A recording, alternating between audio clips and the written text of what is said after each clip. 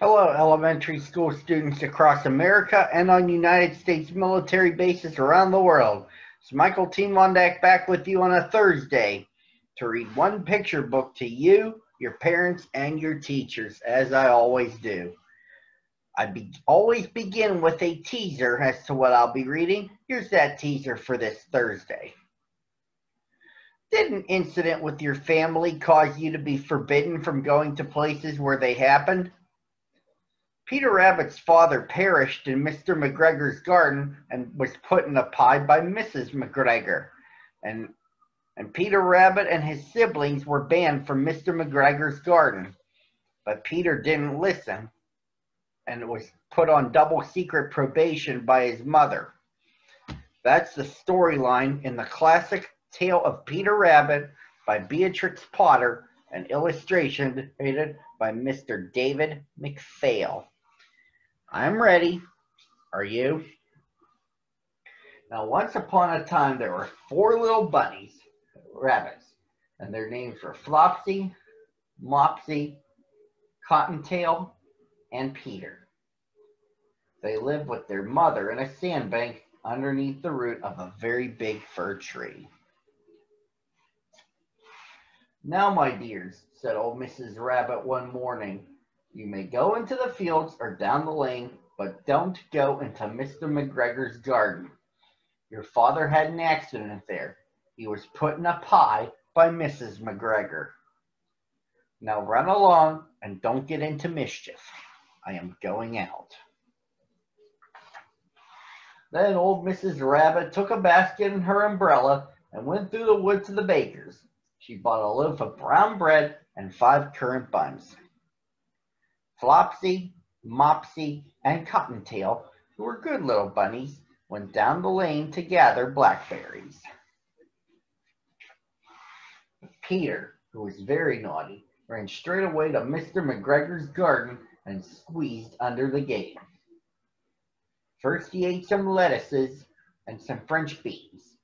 Then he ate some radishes. And then, feeling rather sick, he went to look for some parsley. But round the end of a cucumber frame, whom should he meet but Mr. McGregor? Mr. McGregor was on his hands and knees planting out young cabbages, but he jumped up and ran after Peter, waving a rake and calling out, "Stop, thief!" Peter was most dreadfully frightened. He rushed all over the garden, for he had forgotten the way back to the gate.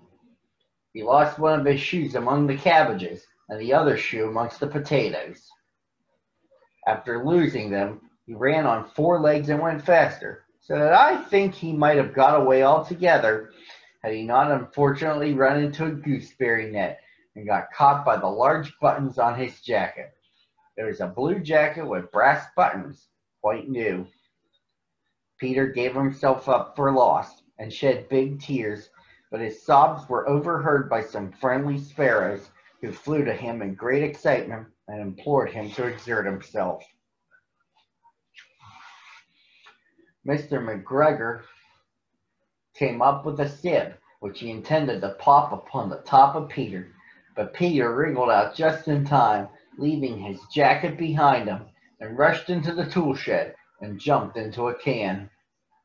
Would have been a beautiful thing to hide in if it had not had so much water in it.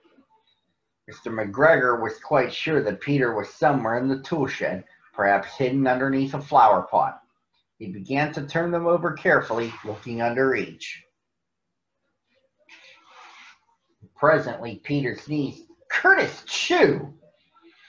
Mr. McGregor was after him in no time and tried to put his foot upon Peter, who jumped out of a window, upsetting 3 plants. The window was too small for Mr. McGregor, and he was tired of running after Peter. He went back to his work. Peter sat down to rest. He was out of breath and trembling with fright, and he had not the least idea which way to go.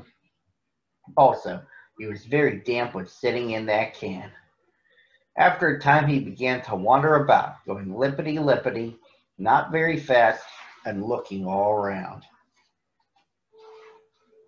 He found the door in a wall, but it was locked, and there was no room for a fat little rabbit to squeeze underneath. An old mouse was running in and out over the stone doorstep, carrying peas and beans back to her family in the wood. Peter asked her to wait to the gate, but she had such a large pea in her mouth that she could not answer. She only shook her head at him. Peter began to cry. Then he tried to find his way straight across the garden, but he became more and more puzzled. Presently, he came to a pond where Mr. McGregor filled his water cans. A white cat was staring at some goldfish. She sat very, very still, but now and then the tip of her tail twitched as if it were alive. Peter thought it best to go away without speaking to her. He had heard about cats from his cousin, little Benjamin Button. He went back towards the tool shed, but suddenly, quite close to him, he heard the noise of a hoe. Scratch, scratch, scratch, scratch. Peter scuttered underneath the bushes.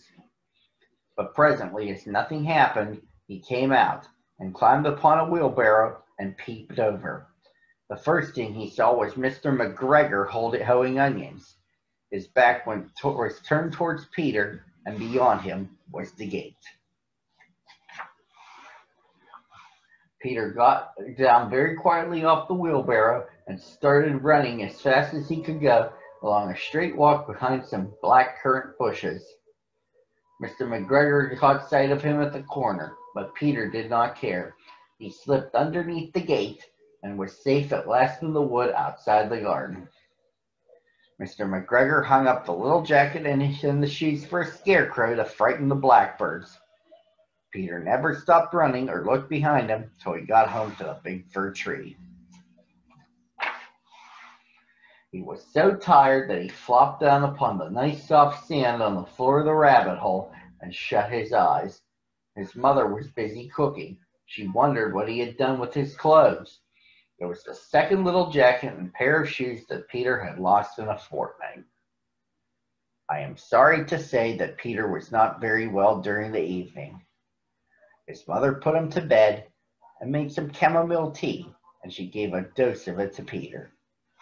1 tablespoonful to be taken at bedtime. But Flopsy, Mopsy, and Cottontail had bread and milk and blackberries for supper.